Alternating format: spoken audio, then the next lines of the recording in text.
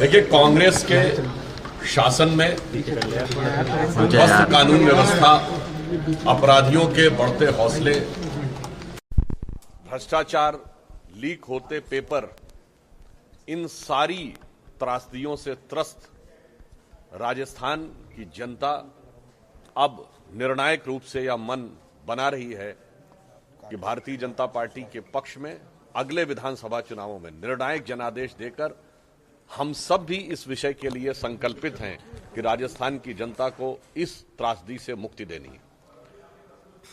यह आवश्यक भी है कि यह विषय प्रभावी ढंग से, उपयुक्त ढंग से जन संवाद के भिन्न भिन्न माध्यमों में भी उपस्थित हो सके, चाहे वो प्रिंट मीडिया हो, इलेक्ट्रॉनिक मीडिया हो या सोशल मीडिया हो। तो इन संदर्भ में ही विचार करने के लिए, चूंकि अब उत्तरोत्तर राजस्थान में चुनाव का वातावरण सामने आता जा रहा है, तो इस संदर्भ में राजस्थान प्रदेश ने एक मीडिया कार्यशाला का आयोजन किया है, जिस संदर्भ में सभी 44 जनपदों से जो हमारे संगठनात्मक जिले हैं उनसे लोग आए हैं और इस विषय पे हम लोग विचार विमर्श करेंगे और फिर आगे की रणनीति वरिष्ठ नेताओं के दिशा निर्देश में तय करेंगे। क्या रहेगी रणनीति?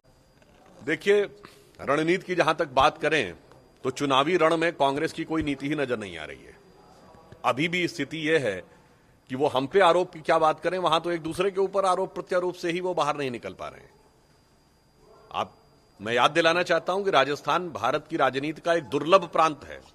वो इस दृष्टि से दुर्लभ प्रांत है कि कोई पार्टी जिस व्यक्ति को अपना राष्ट्रीय अध्यक्ष बनाने जा रही थी वो बागी खेमे में आ गया, अशोक गहलोत जी। आप सबको ध्यान होगा। और इतना ही नहीं, इतना विचित्र उदाहरण आपको देखने को मिलेगा कि प्रदेश अध्यक्ष भी उसी बागी खेमे में माने जाने लगे, डोटासरा जी। विधानसभा अध्यक्ष सीपी जोशी जी की भी गणना उसी बागी खेमे में होने लगी। मान्यवर, ऐसा उदाहरण आपको पूरे भारत में कहीं देखने को नहीं मिलेगा। इसलिए इस सरकार की नीति क्या है, मैं एक उदाहरण देना चाहता हूं।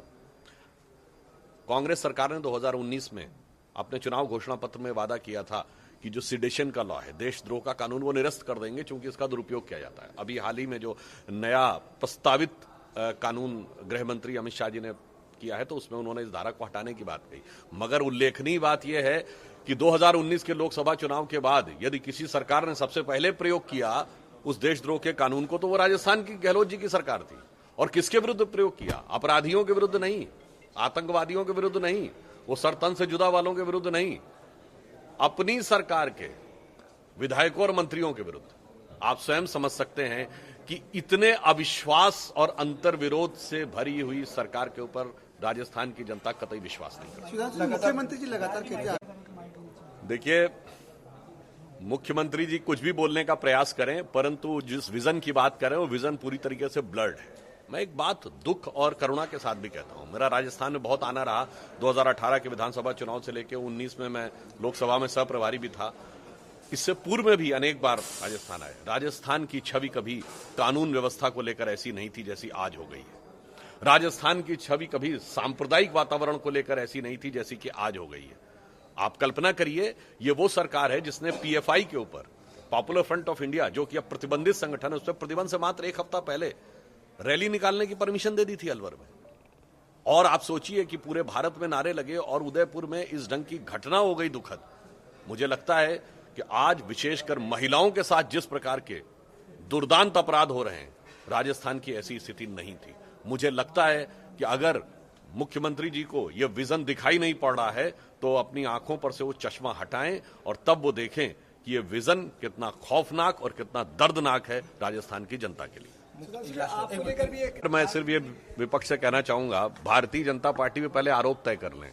एक तरफ तय करते हैं हमारे यहां सब कुछ एक है और दूसरी तरफ कहते हैं एकरूपता नहीं, पहले आरोप तो तय कर लें। हां, यहां मैं जरूर कहना चाहूंगा, कौन किस रूप में रहना चाहता है यह तब समझ में आता जब अगला रूप बदलने लगे। आज मैं कांग्रेस पार्टी से पूछना चाहता हूं कि भाई, आपका गठबंधन यूपीए था, तो यूपीए समाप्त हो गया क्या? जैसा माननीय प्रधानमंत्री जी ने लोकसभा में अविश्वास मत पर बोला, क्या यूपीए का अंतिम संस्कार कर दिया आप लोगों ने? और अगर कर दिया तो क्यों जरूरत पड़ी?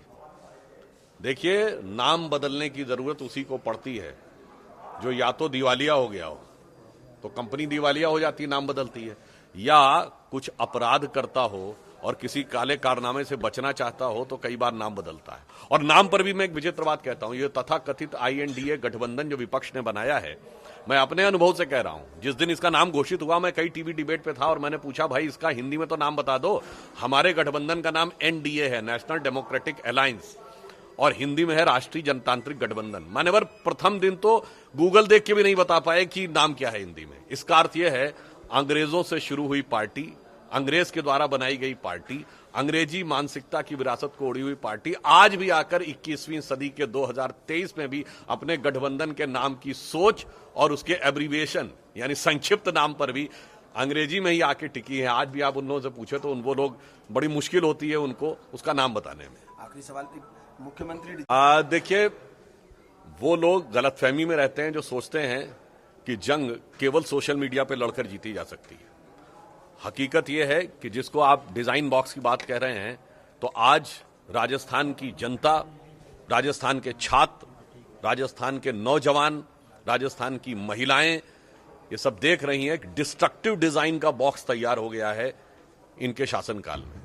आप बताइए यहां स्थिति क्या है?